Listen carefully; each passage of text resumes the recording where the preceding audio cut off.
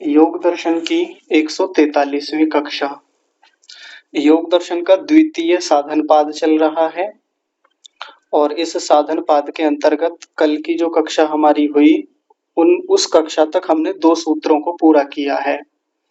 आज हम तीसरा सूत्र देखेंगे। तो तीसरा सूत्र देखने से पहले कल की कक्षा में अंत में चौधरी साहब जो पूछ रहे थे कि संस्कारों के जो 2 प्रकार होते हैं उनके बारे में वो थोड़ा स्पष्टीकरण चाह रहे थे, तो देख लीजिए। आज मैं चित्र भी ले आया।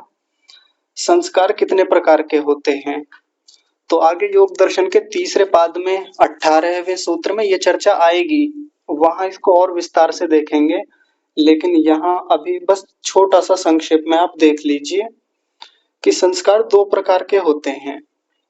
एक होते हैं वासना रूप संस्कार और एक होते हैं धर्माधर्म रूप संस्कार। ये दोनों बड़े विशेष शब्द हैं, वासना रूप संस्कार और धर्माधर्म रूप संस्कार। तो इनका मतलब क्या है? तो पहला जो वासना रूप संस्कार है, इसका मतलब सीधा सा है कि मन के भीतर एक छाप होती है। जो भी हमारे मन में क्लेश होते हैं, स्मृतियां होती हैं, वो कारण होती हैं उसमें। यानी जब मन में क्लेश होते हैं, अविद्या, अस्मिता, राग, द्वेष और अभिनिवेश, तो उनके कारण भीतर एक छाप बन रही होती है। या भीतर हम जो स्मृतियां उठाते हैं, जो हमको किसी चीज की याद आती है, उसकी भी छाप बार बार बनती रहती है। हम किसी चीज को याद करते हैं, याद करने की भी एक छाप बनती है, फिर से उसकी एक छाप उठेगी, फिर से छाप बनेगी। ये प्रकरण चलता रहता है, तो इसको कहते हैं वासना रूप संस्कार। और ये स्मृति और क्लेश के कारण होते हैं, यानी इनसे स्मृतियां बनती हैं, क्लेश भी बनते हैं, दोनों से आपस में चलता रहता है। यानी इन संस्कारों से क्लेश बनेंगे, क्लेशों से ये संस्कार बनेंगे। ये आपस में वैसे तो मूल रूप से ये जो वासना रूप संस्कार हैं, ये कारण होते हैं स्मृति के उठने में, क्लेशों के बनने में। पर ये प्रक्रम दोनों ओर से चलता है, यानी क्लेशों के बनने में ये संस्कार भी कारण होते हैं और इन क्लेशों से भी संस्कार बनते हैं, उल्टा भी चलता है। एक होते हैं धर्माधर्म रूप संस्कार। ये किसका कारण होते हैं? यानी इनसे कर्मफल तय होता है, कर्मफल को बनने में ये सहायक होते हैं। कैसे? जैसे हम कोई काम करते हैं, अपने जीवन में कोई भी अच्छा काम करें या बुरा काम करें, तो उसके भी भीतर संस्कार बनते हैं। हमने किसी के साथ बहुत अच्छा किया, परोपकार का काम किया, तो उसके धर्म रूप संस्कार बनेंगे। किसी के साथ बुरा किया, किसी के साथ अन्याय किया, तो उसके अधर्म रूप संस्कार भीतर बनते हैं। तो ये 2 प्रकार के संस्कार भीतर चलते हैं, तो उनको एक साथ बोल दिया जाता है धर्माधर्म रूप संस्कार। तो ये किसका कारण होते हैं? ये कर्म फल को दिलाने में सहायक होते हैं। आगे और कर्म फल जब हमारा तय होता है, जब परमात्मा हमको हमारे कर्मों के अनुसार फल देता है, तो उसमें इनकी भी भूमिका होती है, इनके आधार पे भी हमको फल दिया जाता है। अभी तो मैंने संक्षेप में बताया है, बाकी तो जब क्षमा कीजिए, जब तीसरा पाद चलेगा तब इन पर और विस्तार से वहां चर्चा करेंगे कि कैसे ये चीजें काम करती हैं। लेकिन अभी जो हमारा प्रकरण पीछे से चला आ रहा है, उसको हम आगे बढ़ाते हैं। तीसरे सूत्र को आज हम देखेंगे।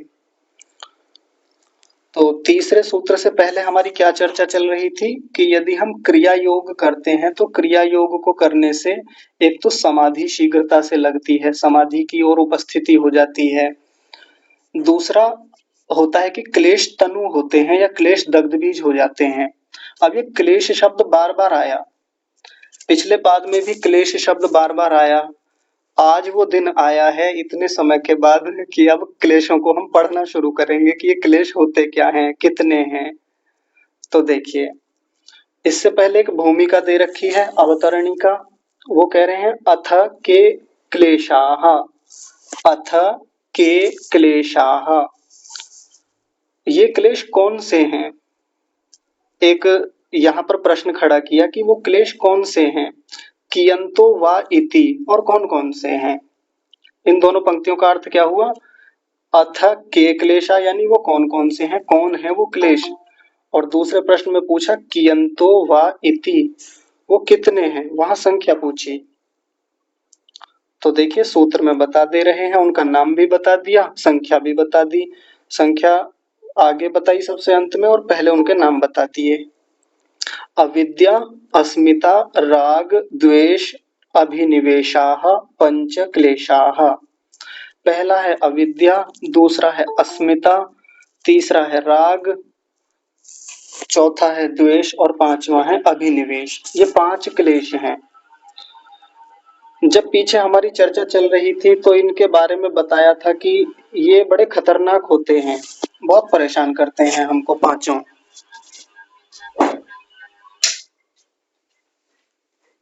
तो अब देख लीजिए होते कैसे हैं, ये क्या काम करते हैं। तो पहले इनकी चर्चा थोड़ी सी।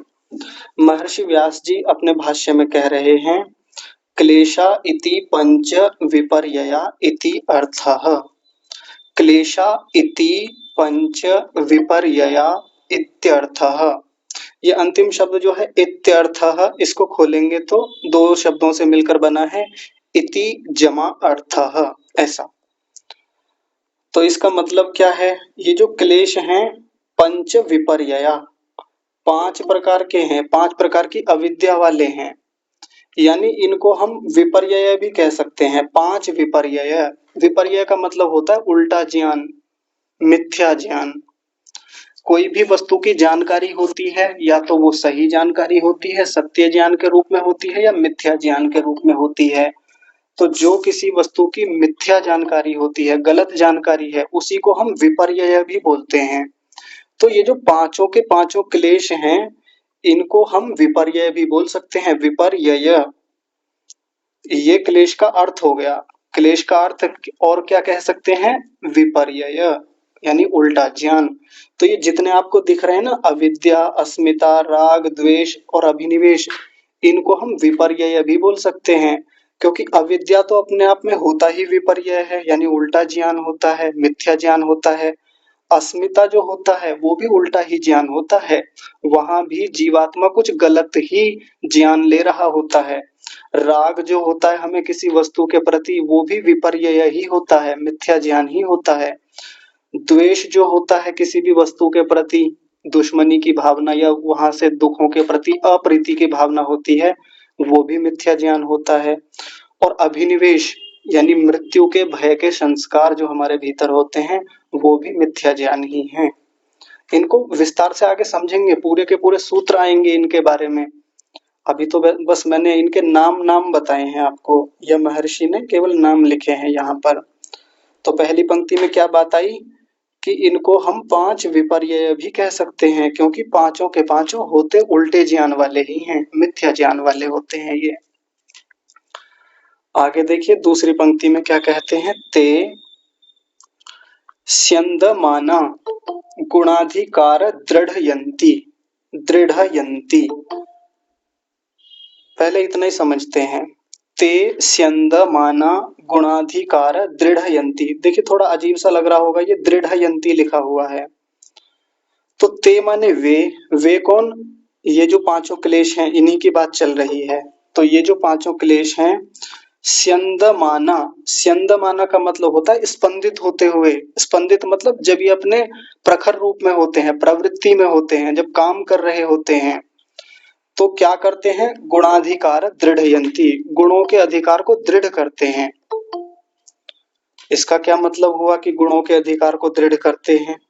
तो आइए आसान भाषा में समझते हैं। पहले तो गुणों को समझते हैं, गुण क्या है यहाँ पे।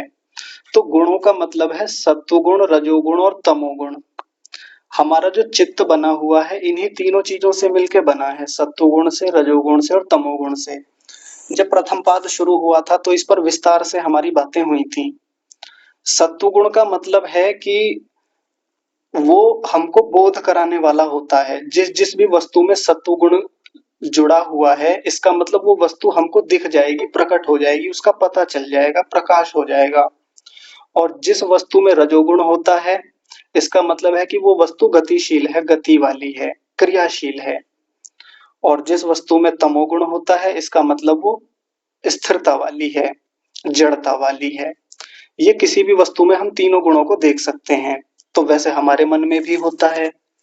हमारे मन में तीनों गुण होते हैं, सत्वगुण, रजोगुण और तमोगुण। बुद्धि में भी, बुद्धि और मन अभी यहाँ एक ही लेके चलेंगे कि बुद्धि और मन एक ही बात है। तो हमारे मन में तीनों गुण हैं, सत्व गुण के कारण हमारा चित्त हमको ज्ञान कराता रहता है, बोध कराता रहता है हमेशा।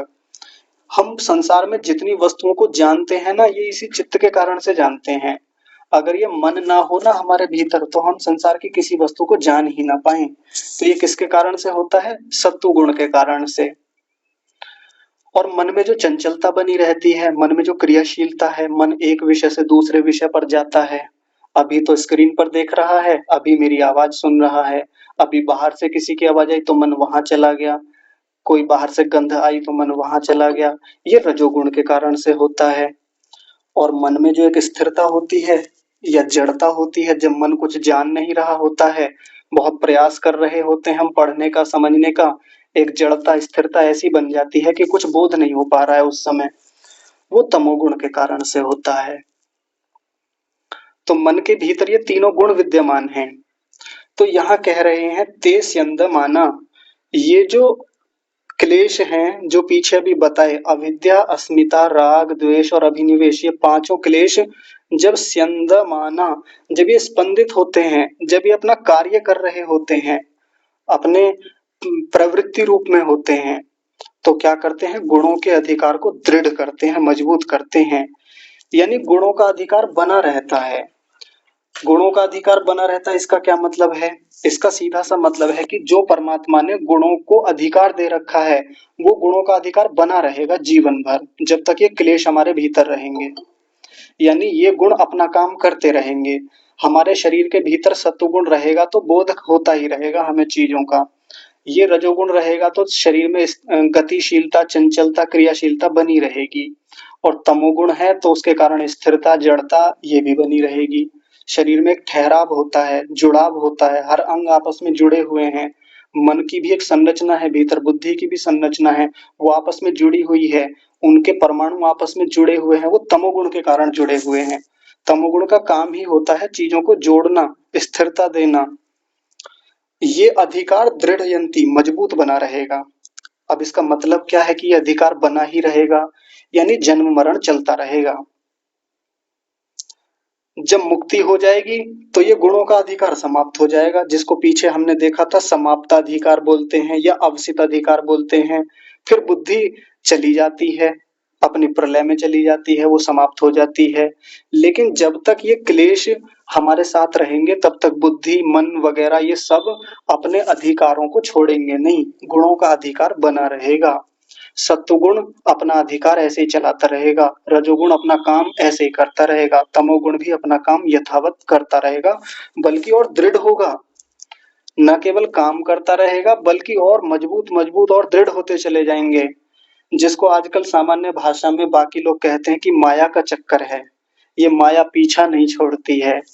तो ये माया यही तो है, जो माया पीछा नहीं छोड़ती, ये और दृढ़ होती चली जाती है। ये मूल प्रकृति का जो बंधन है, उनका जो अधिकार है गुणों का, मूल प्रकृति को ही तो कहते हैं सत्वगुण, रजोगुण और तमोगुण। उन तीनों से मिलकर मूल प्रकृति बनती है, जिससे सारा संसार बना, जिससे हमारा मन बना, बुद्धि बनी, ये पूरा शरीर बना।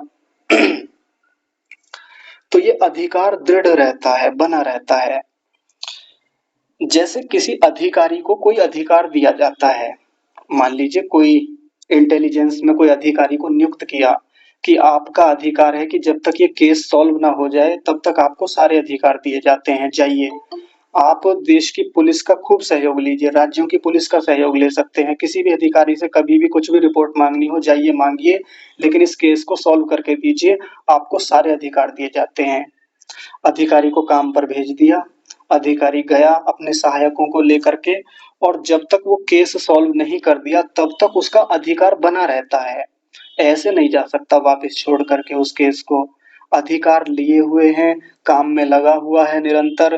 केस मान लीजिए ऐसा हो जाता है, कई बार केस लंबा खिंच गया, उसमें कुछ ऐसे दाव पेच थे जो समझ में नहीं आ रहे हैं, बहुत दूर तक चला गया मामला, सॉल्व नहीं हो रहा है, तो अधिकारी ऐसे इतनी जल्दी लौट के नहीं आएगा, लगा रहेगा, लगा रहेगा। एक समय के बाद जब वो केस को सॉल्व कर लेगा, जो उसको अधिकार दिया गया था, फिर उससे वो अधिकार छीन लिए जाएंगे, हटा दिए जाएंगे। अब जाइए आप, आपकी निवृत्ति की जाती है, उसको प्रमोशन देना है, जो भी करना है वो आगे की बात है, लेकिन उसका अधिकार फिर समाप्त कर दिया जाता है। जब केस सॉल्व हो जाने के बाद उसका अधिकार समाप्त कर दिया, तो अब वो ऐसे ही जाके किसी पे भी अपना अधिकार नहीं चला पाएगा कि पुलिस के पास पहुँच गया या कहीं भी जाकर के किसी भी एजेंसी से वो कुछ भी रिपोर्ट माँगने लगा, ऐसे थोड़ी माँग लेगा। अब अधिकार समाप्त हो गए उसके, अब वो उस प्रकार का अधिकारी नहीं रहा जैसा पहले था। पहले कहीं भी अपना वो कार्ड होता है वो जाके दिखा देता था तो सब एकदम से चौकन्ने हो जाते थे। तो गुणों का जो अधिकार हमारे भीतर मिला हुआ है, मन, बुद्धि, चित्त, अहंकार, इन सबको, वो अधिकार और दृढ़ होता जाता है जब तक ये क्लेश बने रहते हैं, जब तक ये अविद्या भीतर है, हमारे अस्मिता भीतर है, राग है, द्वेष है, अभिनिवेश है, ये बंधन जीवन भर बना रहेगा। न केवल जीवन भर बना रहेगा बल्कि आगे आने वाले जन्मों में भी ये ऐसे ही गुणों का अधिकार और दृढ़ और गहरा होता चला जाएगा। तो अभी तक क्या बात समझ में आ रही है? यही तो बात समझ में आ रही है ना कि हमारे जितने भी बंधन है जिसके कारण बार बार जन्म मृत्यु हो रही है हमारी, इतने जन्म लेके आ गए और अभी पता नहीं असंख्य जन्म और होंगे जब तक मुक्ति ना हो जाएगी हमारी। तो ये तो गुणों का अधिकार बना रहेगा। तो मूल में क्या चीज आ गई? किसके कारण ये हो रहा है? क्लेशों के कारण। सारी समस्याओं की जड़ ये क्लेश है। तो क्लेशों को समझना भी पड़ेगा, उनको समझेंगे अभी आगे, एक एक को देखेंगे, फिर उनको कैसे काटा जाए, हटाया जाए, इनको भी समझने का प्रयास करेंगे। तो और देखिए अभी और कुछ बातें बता रहे हैं कि ये क्लेश अभी और क्या करते हैं। अगली पंक्ति में एक ही पंक्ति है, परिणामम अवस्थापयन्ति। परिणामम एक शब्द है, परिणामम अवस्थापयन्ति ये दूसरा शब्द है, यानी परिणाम को अवस्थापित करते हैं, परिणाम को देने वाले हैं, चलाने वाले हैं ये। अब ये परिणाम क्या होता है?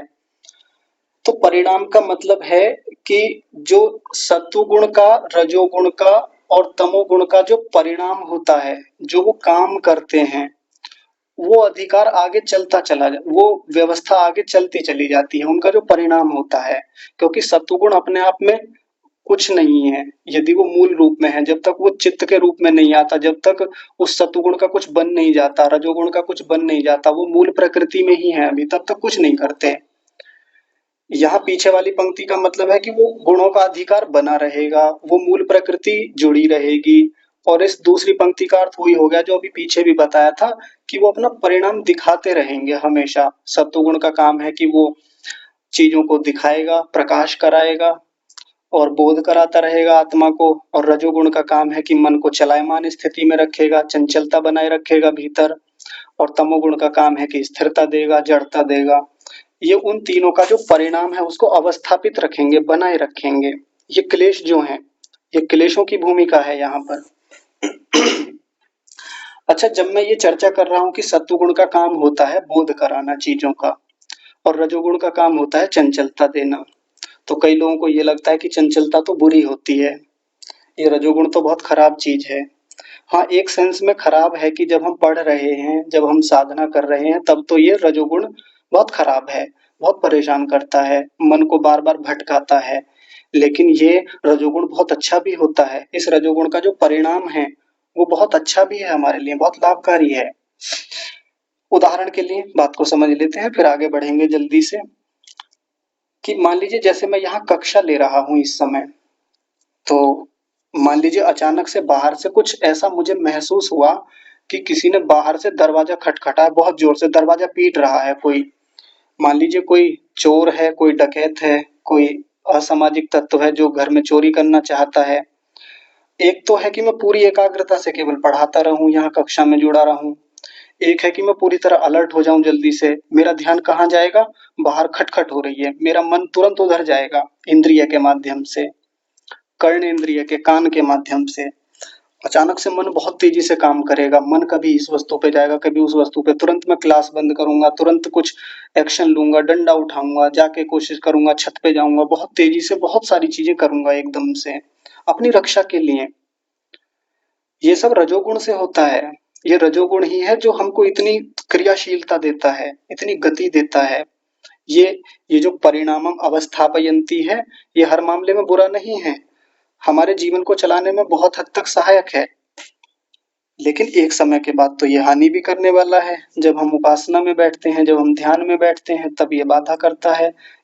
तब इसको रोकना होता है, इस पर लगाम लगानी होती है। और एक उदाहरण ले लेते हैं।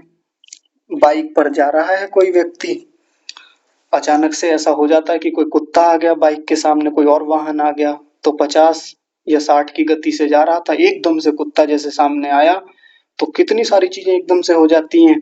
आप सोच के देखिए, कितने सारे काम एकदम से होते हैं। मन पहले देखेगा, मन देखने के बाद में हाथ नाम की इंद्रिय को आदेश देगा, हाथ क्लच को खींचेंगे, ब्रेक को खींचेंगे, पैरों पर आदेश जाएगा, पैर जो है, जो पैरों वाले जो ब्रेक हैं उन पर जाएंगे, रेस अपने आप से छूट जाएगी। इतने सारे काम एकदम से हो जाते हैं। मन 1-2 सेकंड में ही इतने सारे काम कर डालता है। सोचिए कितनी सारी चीजें हो गई। इतनी देर में हॉर्न भी दे देगा, क्लच भी दबा देगा, आगे वाले ब्रेक भी दबेंगे, पीछे वाले भी दबेंगे, पैर भी नीचे चले जाएंगे जमीन पर एकदम से बाइक को संभालने के लिए। सोचिए कितनी सारी चीजें एकदम से हो गई। तो ये जो परिणाम देता है ये रजोगुण, ये अवस्थापयंती, ये बना रहेगा जब तक ये क्लेश है भीतर। ये चित्त ऐसे ही काम करता रहेगा, ये बुद्धि या शरीर की क्रियाशीलता, ये सब ऐसे ही चलती रहेंगी। तो एक बात हो गई। अब देखिए आगे की एक बात और है, कार्य कारण स्रोत उन्नमयंती। देखिए इन शब्दों को थोड़ा अच्छे से देखिए। कार्य कारण स्रोत उन्नमयंती। कार्य कारण के जो स्रोत हैं उनको और आगे चलाने का काम करता है, उनको और उत्पन्न करने का काम करते हैं ये क्लेश जो हैं। कार्य कारण स्रोत क्या है?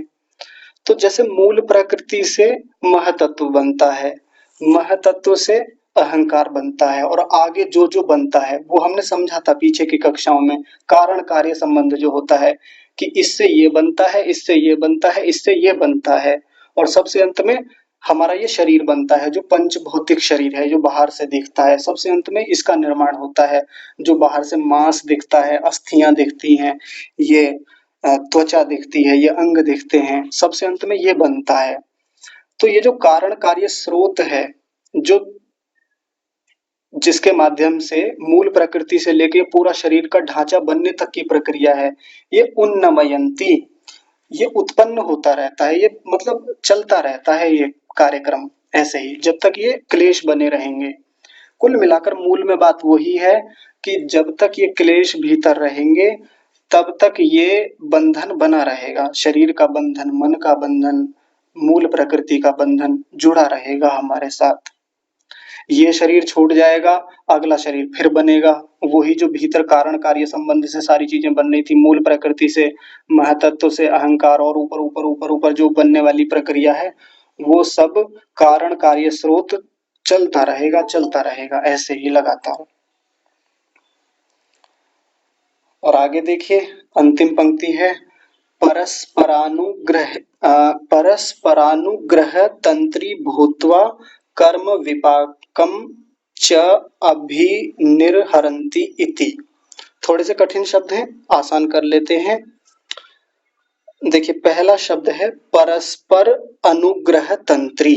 थोड़ा सा और तोड़ लीजिए, पहला शब्द है परस्पर, फिर है अनुग्रह, फिर है तंत्री।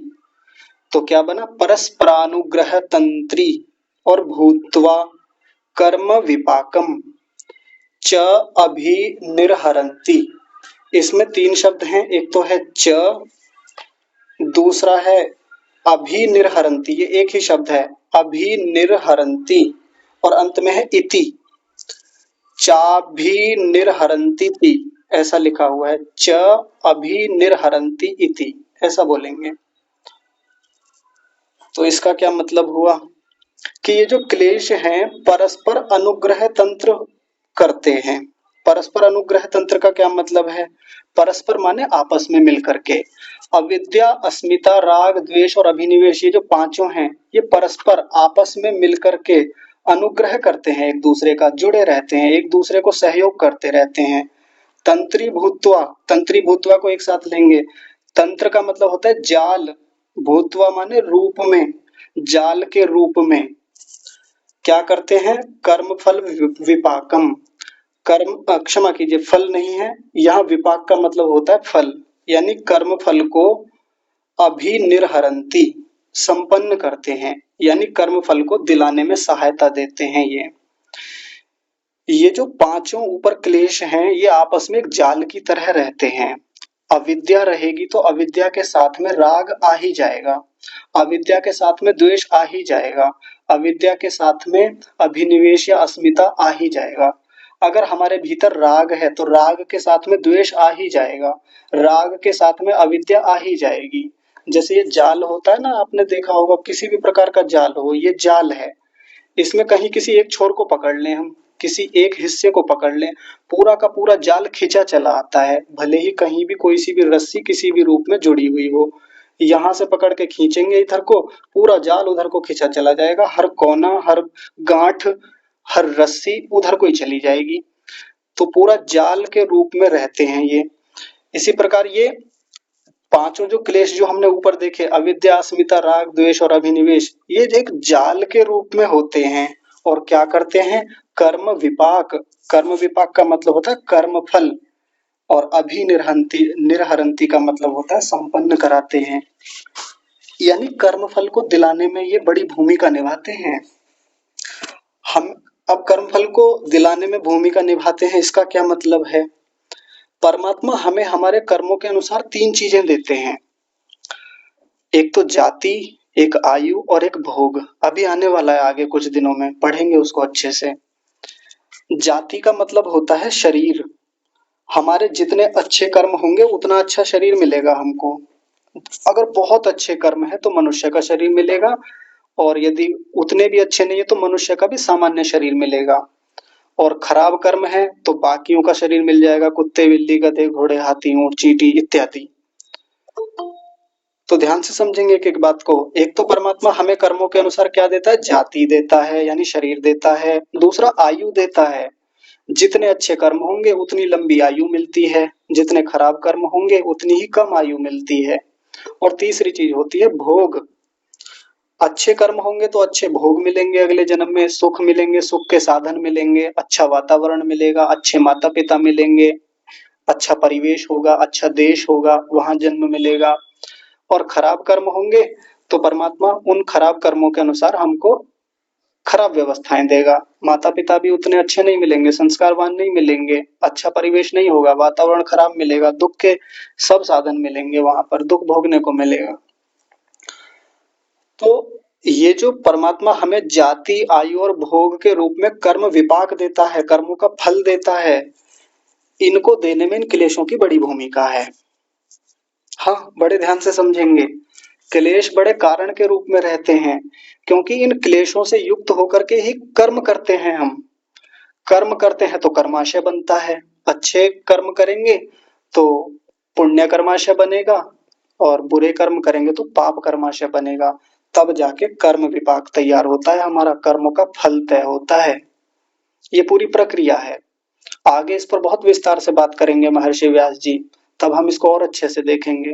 लेकिन अभी यहाँ संकेत के रूप में बता दिया कि ये पांचों क्लेश क्या क्या काम करते हैं, आसान नहीं है ये।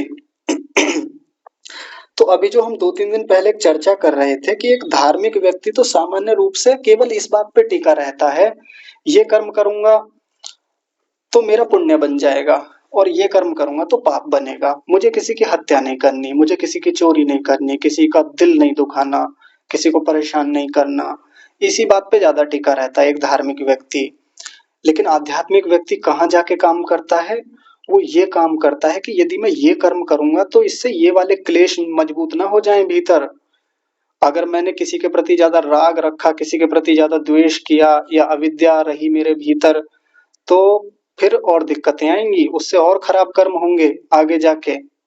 व्यक्ति ना चाहते हुए भी इन क्लेशों के कारण से और गलत कर्म करता चला जाता है, करता चला जाता है, बंधन बनता रहता है हमेशा। वो केंद्रित रहता है क्लेशों को कैसे दग्ध बीज किया जाए, कैसे कमजोर किया जाए। पहले तो ये सोचता है कि पहले इन्हें कैसे कमजोर करूं, तनु करूं, फिर सोचता है कि इनको कैसे मैं दग्ध बीज करूं, इनको भून दूं पकड़ करके, इनको ऐसी स्थिति में ला दूं कि फिर से ये मुझको परेशान ही ना करें, उठ के ही ना आए, इनका कर्माशय ही ना बने फिर से, ऐसी स्थिति में लाता है। तो आध्यात्मिक व्यक्ति इस बात पे ज्यादा केंद्रित रहता है, अपने हर एक कर्म को बड़ी सावधानी से करता है, अपने जीवन का हर व्यवहार बहुत सजगता से, बहुत शालीनता से, बहुत तन्मयता से, एकाग्रता से करता है कि अगर ऐसा किया तो इससे ये वाला क्लेश पुष्ट हो जाएगा, मजबूत हो जाएगा, फिर वैसे संस्कार बनेंगे, और पता नहीं वो कब संस्कार खड़े हो जाएं, फिर से क्या गलत काम करवा दें मुझसे, इस जन्म में नहीं तो अगले जन्म में फिर से वो क्लेश क्लेश खड़े हो जाएंगे और फिर से वही गलत काम करवा बैठेंगे। एक प्रश्न खड़ा होता है, आज मैं उस प्रश्न पे भी चर्चा करूंगा क्योंकि ये तो समाप्त हो गया, यहाँ पर इसी से जुड़ी हुई एक बात है। एक प्रश्न यहाँ आता है कि जो हमने पीछे क्रिया योग देखा, तप, स्वाध्याय और ईश्वर प्रणिधान, उन तीनों को करने से ये पांचों के पांचों क्लेश क्या होते हैं, क्षीण होते हैं या तनु होते हैं, ऐसा मान लीजिए तनु होते हैं, कमजोर पड़ जाते हैं। ये होता कैसे है? हमने तप किया, हमने स्वाध्याय किया, हमने ईश्वर प्रणिधान किया, तो इन तीन कामों को करने से इन क्लेशों पे ऐसे क्या प्रभाव पड़ जाता है कि ये कमजोर हो जाते हैं? तो यदि हमें वो प्रक्रिया पता चल जाए, वो भीतर की प्रोसेस पता चल जाए, तो फिर हमारे लिए काम करना आसान हो जाएगा, है ना। यदि हमको प्रोसेस का ही पता नहीं है और हम लगे पड़े हैं, तप कर रहे हैं, पता ही नहीं है कि तप किस दिशा में जा रहा है, ये क्लेश क्षीण हो भी रहे हैं या नहीं हो रहे, स्वाध्याय किए जा रहे हैं, वर्षों हो गए स्वाध्याय करते करते, पता ही नहीं चल रहा कि क्लेशों पे कुछ प्रभाव पड़ा भी कि नहीं पड़ा, ईश्वर प्रणिधान कर रहे हैं कई सालों से, वर्षों से, अभी तक यही बोध नहीं हो पा रहा है, महसूस नहीं कर पा रहे कि ये क्लेश कितने क्षीण कर पाए हम। क्योंकि मुख्य काम तो भीतर साधना में या भीतर कुछ भी करने में, भीतर जो चलता है हमारे, उन सब का लक्ष्य तो एक ही है कि ये क्लेश कैसे कमजोर किए जाएं, कैसे दग्धबीज किए जाएं। हर उपासना का, हर साधना का अंतिम लक्ष्य तो, अंतिम तो नहीं कह सकते, मतलब बहुत बड़ा लक्ष्य तो यही है।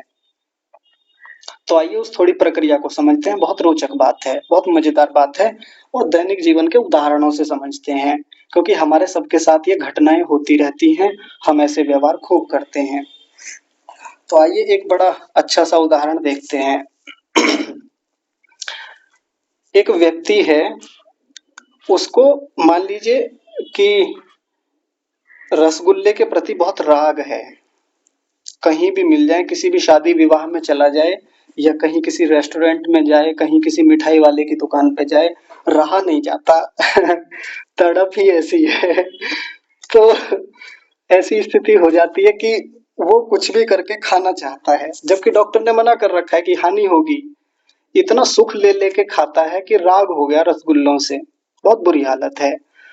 किसी मिठाई वाले की दुकान से आगे से निकल रहा था, डॉक्टर की बात भी याद आती है, लेकिन फिर वही बात रुका नहीं जाता और उसकी दुकान की तरफ मुड़ जाता है, जाकर के रसगुल्ले खा लेता है, फिर हानि भोगता है, फिर हानि होती है, बहुत नुकसान झेलता है।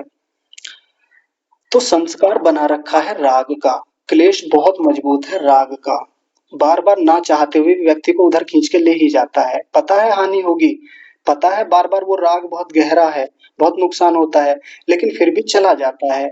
कहीं शादी विवाह में चला गया, मना किया था, लेकिन फिर भी लेके दो चार रसगुल्ले खा ही लेता है।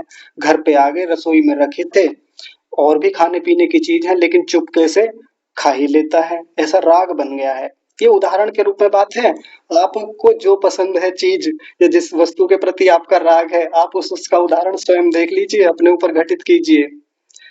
तो संस्कार किस चीज का प्रबल है? राग का, रसगुल्ले के प्रति राग है। तो अब ऐसे में व्यक्ति को तप करना है। तप कैसे करेगा? मान लीजिए मिठाई वाले की दुकान के सामने से निकला, तो बातें याद की, डॉक्टर ने मना किया है, बहुत हानि होती है, स्वास्थ्य खराब रहता है, स्वास्थ्य खराब होने से कई कई दिन तो फिर उठा भी नहीं जाता, शुगर लेवल बढ़ जाता है, शरीर बहुत कमजोर हो जाता है, इम्यूनिटी पावर कम हो जाती है, बाकी रोग आके घेरते हैं, ये सब चीजें याद करता है, मन को भीतर से पूरी तरह से नियंत्रित करता है कि रोको रोको रोको। तप चलता है, तप चलने का मतलब सहन कर रहा है, तप में यही तो होता है, सहन ही तो करना है। यानी पहले वाला जो संस्कार था, जो दुकान की ओर खींच के ले जाता है, रसगुल्ले की ओर खींच के ले जाता है, उस संस्कार के विरोध में उस संस्कार के अगेंस्ट जाकर के एक नया संस्कार खड़ा कर रहा है, विद्या का संस्कार। और ये विद्या का संस्कार अब उसको रसगुल्ले की दुकान के या उस मिठाई वाले की दुकान की ओर जाने नहीं दे रहा है। ये तप है, सहन कर रहा है, भूख लग रही है, उस भूख को भी सहन किया, कोई बात नहीं, अभी सहन करूंगा, लगने दे भूख, कोई बात नहीं, घर जाके केवल आज सामान्य भोजन कर लूंगा, बाकी चीजें खा लूंगा या बाजार में से फल लेके खा लूंगा, मिठाई वाले की दुकान पर नहीं जाऊंगा। तप ही तो है ये। और आसान काम नहीं होता। जितनी आसानी से मैंने यहाँ बोल दिया कि वो दुकान के बाहर से जब गुजरेगा तो ऐसा एक दृढ़ संस्कार बना लेगा अपने भीतर, आसान नहीं होता। कितने लोग रोक नहीं पाते अपने आप को। ये तो एक उदाहरण दिया रसगुल्ले का। आप कहीं भी घटा लीजिए जहां आपका राग है किसी भी वस्तु के प्रति, उसके विरुद्ध नया संस्कार खड़ा करना आसान काम नहीं होता। पहले की जो गंदगी है, पहले तो उसको रोकना है, दुकान की तरफ बढ़ने वाले कदमों को रोकना है। रोकने के बाद जो भीतर से मन मचल रहा है, वो भीतर से विचलन है, भीतर से जो उत्कंठा बनी हुई है कि खाऊंगा, बहुत भूख लग रही है, अब रुका नहीं जा रहा है, तो वहां जिस समय वो भीतर से सहन कर रहा है चीजों को, कष्ट तो होता ही है, सहन तो होता ही है। ये बड़ी बात है, ये तप है। जो पीछे हमने तप देखा, तो ये पूरी प्रक्रिया है भीतर चलने वाली। इसी प्रक्रिया के माध्यम से नया संस्कार खड़ा करके वो पहले वाले संस्कारों को कमजोर कर रहा है। ध्यान से समझिए, पहले वाला जो राग का संस्कार था, राग नाम के क्लेश का जो संस्कार था, उसको कमजोर किया और उसके अगेंस्ट जाकर के, उसके विरोध में जाकर के एक नया संस्कार मजबूत वाला खड़ा कर दिया। ये एक दिन की कहानी हो गई। अगले दिन फिर बाजार से गुजरा। अब पहले वाला संस्कार अभी है मजबूत, जो पहले का था राग का, वो फिर खींचेगा दुकान की ओर। लेकिन अभी इसके पास पिछले दिन का अनुभव है, जो भी पिछले दिन गया था और एक नया अच्छा विद्या का संस्कार बना लिया था, राग के विरुद्ध संस्कार बना लिया था। अब उसकी हेल्प मिल जाएगी, सहायता मिलेगी, तो उस सहायता से क्या करेगा, उस नए वाले संस्कार को और मजबूत करेगा कि नहीं देखो, कल कल मैंने सहन किया, कल मैंने भीतर बहुत अच्छी स्थिति बनाई, तो आज एक कॉन्फिडेंस है, आत्मविश्वास है मेरे भीतर। आज भी नहीं जाऊंगा। कल फल खा करके अच्छा लगा, शरीर भी हल्का लगा, और जो बार बार वो ये रसगुल्ला खा करके जो भीतर एक अजीब सी बेचैनी, एसिडिटी या शुगर लेवल जो बढ़ जाता था बहुत तेजी से, अब वो भी नहीं बढ़ा था। कल फल खा करके अच्छा लगा, उससे एनर्जी भी बढ़ी, और धीरे धीरे अब हो सकता है इम्यूनिटी पावर भी मेरी इंक्रीज होगी। ऐसा सोच करके दुकान के आगे से आज भी निकल आया। यानी पहले वाला संस्कार और कमजोर हो गया और नए संस्कार को और मजबूती मिल गई।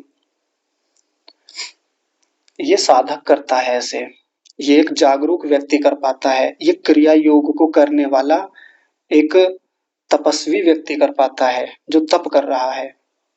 हर दिन दुकान के सामने से निकलता है, हर दिन वो संस्कार जो पहले के थे अपना प्रयास करते हैं उसको दुकान की तरफ खींचने का, लेकिन नए संस्कारों को हर दिन बलवान बना रहा है। एक दिन, दो दिन, 10 दिन, 20 दिन, एक महीना, 2 महीने हो गए और खूब अभ्यास मजबूत कर लिया, पुराने संस्कार इतने कमजोर कर दिए, नए संस्कार इतने दृढ़ बना दिए कि अब रसगुल्लों की प्लेट सामने रखी हुई है, भूख भी खूब लग रही है, दुकान के सामने भी खड़ा है, सामने वाला खूब बल लगा रहा है, जोर लगा रहा है, दोस्त है कोई मान लीजिए, कह रहा है अरे आज एक तो खा लो मेरे कहने से। दोस्त लोग ऐसे होते हैं ना, एक तो खा लो कम से कम। नहीं खाना, नहीं खाना जी, राग है ही नहीं अब रसगुल्लों के प्रति, आता ही नहीं भीतर से, खाना ही नहीं। ये नहीं कि रोके हुए है, बड़े ध्यान से समझेंगे, ये नहीं कि भीतर से रोकने का प्रयास कर रहा है, अब आता ही नहीं है भीतर से कि मैं खाऊं। और ऐसा हमारे सबके साथ होता है। बाकी किसी चीज के और उदाहरण ले लीजिए, जो भी आपको लगता है कि उस वस्तु के प्रति मेरा राग है, किसी व्यक्ति के प्रति राग हो जाता है तो बार बार मन विचलित रहता है, मन बेचैन रहता है कि कैसे बात हो उससे, कैसे मिलूं उससे। तो अब मन तो उधर ही खींचता है व्यक्ति की ओर ही कि उसकी तरफ कैसे जाऊं, कैसे बातें हो जाएं, कैसे मिल लूं, एक बार तो मुलाकात हो जाए। ये राग ही तो है जो खींच के ले जाता है। उसके संस्कार बहुत मजबूत मजबूत हर दिन होते रहते हैं। राग होता तभी है जब व्यक्ति वहां से सुख लेता है, बार बार उसको ले ले करके वहां से और सुख लेता है और सुख लेता है। राग गहरा होता चला जाता है उस व्यक्ति के प्रति। फिर उसको बार-बार वही सुख चाहिए। वो व्यक्ति ना मिले तो बेचैनी होती है, उस व्यक्ति से बात ना हो तो उत्कंठा तीव्र हो जाती है मन के भीतर, व्यग्रता, बेचैनी, कुलबुलाहट ये सब होता है। राग है, सीधी बात है। उसके संस्कार मजबूत हो गए, तो अब तप करना है इस व्यक्ति को। एक दिन सोच लिया कि आज बात नहीं करेंगे पूरा दिन, चाहे कुछ भी हो जाए। तो अपने मन को कहीं और लगा लिया। आज पूरा दिन काम में मन लगाएँगे, आज फ़ोन नहीं उठाएँगे, आज मैसेज नहीं करेंगे उनको, आज प्रयास करेंगे कि आज मिलने ना जाएँ, आज उनसे मुलाकात ना हो, बात ना हो। आज थोड़ा-सा एक नया संस्कार बनाया उसके विरुद्ध, उस राग के विरुद्ध जो राग था उस व्यक्ति के प्रति। तो ऐसा जब नया संस्कार खड़ा कर लिया, अब धीरे-धीरे ये वाला नया संस्कार मजबूत हो रहा है, दृढ़ हो रहा है। ये कैसा संस्कार है? विद्या का संस्कार। पहले वाला किसका संस्कार था? अविद्या का संस्कार था। राग भी अविद्या ही होती है। राग को भी अविद्या ही कहते हैं। यहाँ आया ना, क्लेशा इति पंच विपर्यया इत्यर्थः। इसका क्लेशों का अर्थ विपर्य ही होता है, मिथ्या ज्ञान ही होता है, अविद्या ही होता है। तो बात ना करने का संस्कार 1 दिन किया, 2 दिन किया, 3 दिन किया, अभ्यास बनाता रहा, धीरे-धीरे समझने की कोशिश करता रहा और विचार करता रहा कि उस व्यक्ति से इतना राग हो गया, बहुत हानि कर ली, बहुत समय भी खराब हुआ उसके साथ, बातें ना हो तो मन कितना व्यग्र रहता है, बेचैन रहता है, ना काम में मन लगता है, मन खराब, समय खराब, लक्ष्य खराब, जीवन खराब, सब कुछ तो खराब कर लिया उसके उसके पीछे जा कर के। ऐसे करके नया संस्कार मजबूत इतना बना लिया, अब वो व्यक्ति एक दिन सामने ही आके खड़ा हो गया। जिस व्यक्ति से मिलने के लिए बेचैन हो जाता था कभी, आज वो व्यक्ति सामने खड़ा है और इसके मन में कोई ना विचलन है, ना बेचैनी है, ना कोई बहुत उत्कंठा है कि बात कर लूँ। ये जैसे पहले मिलते थे, पूरे उत्साह से मिलते थे, आज वैसा कुछ नहीं है, सामान्य प्रसन्न खड़ा हुआ है, नॉर्मल बातचीत है एकदम अच्छे से, राग है ही नहीं। लेकिन इतना आसान थोड़ी होता है ये तप करना, जितना आसानी से मैं कह रहा हूँ, जितनी सहजता से मैं बता रहा हूँ। राग के संस्कार इतने भयानक होते हैं, इतने भयंकर होते हैं, व्यक्ति तड़पता है राग के कारण से। माताएं देख लेना, अपना अपना उदाहरण देखिए। सभी माताएं, जब अपने बच्चे के प्रति राग होता है, पति के प्रति होता है, किसी या व्यक्ति विशेष के प्रति, अपने पिता के प्रति, भाई के प्रति होता है, बात ना हो, बच्चा ना दिखे, बच्चे से कई दिन बात ना हो, बहुत दूर रहता हो, माताएं कितनी उत्कंठित हो जाती हैं, बेचैन हो जाती हैं जब राग होता है उनका अपने किसी व्यक्ति विशेष के प्रति। तो वो तो माताएं ही जानती है ना। पर ये केवल माताओं की बात नहीं है, माताएं ये सोच के खुश ना हो कि हम ही हैं ऐसी। पुरुषों को भी तो राग होता है, खूब होता है, उनका बाकी जगह होता है, अन्य लोगों के साथ होता है। ये तो आत्मा का स्वभाव है, पुरुष स्त्री की बात ही नहीं है। स्त्री और पुरुष किसी को भी राग हो सकता है, बहुत खराब चीज है। इतना आसान नहीं होता इस राग से निकलना। तो तप जो करना है, जो सहन करना है, वो सहन शक्ति जिसकी जितनी मजबूत होगी, तीव्र होगी, तप करने की स्थिति जितनी दृढ़ होगी, अच्छे से काम करेगा। पिछले सूत्र में आया था आसेव्यमानः, जब उसका बार-बार सेवन करेगा, बार-बार तप करेगा और सहन करेगा, तो फिर स्थिति दृढ़ होगी। दृढ़ होने से नए संस्कार मजबूत बनेंगे, पुराने संस्कार दुर्बल होते चले जाएंगे और इस पूरी प्रक्रिया में धीरे-धीरे एक समय ऐसा आएगा जब वो राग के संस्कार, द्वेष के संस्कार, वो सब कैसे हो जाएंगे? दग्ध बीज हो जाएंगे। फिर वो उठेंगे नहीं। व्यक्ति सामने आके भी खड़ा हो जाए ना, तो वो क्लेश के जो भीतर संस्कार हैं, वो भुने हुए बीज की तरह हैं कि मिट्टी भी दे दी, खाद पानी सब कुछ दे दिया, अब नया अंकुर फूट ही नहीं रहा है। व्यक्ति सामने खड़ा है, दुश्मनी थी किसी से पहले, मान लीजिए उदाहरण ले लेते हैं कि किसी से पहले बहुत दुश्मनी थी और सामने दिख जाए उसका कोई मैसेज, स्टेटस वगैरह कुछ भी दिख जाए, उसकी छाया भी दिख जाए तो बड़े आक्रोशित हो जाते थे। मन में पता नहीं क्या-क्या भर आता था कि इसको मार दूँ, काट दूँ, क्या नहीं कर दूँ इसका, कि इसकी कितनी बेइज्जती कर दूँ। ऐसा रहता था।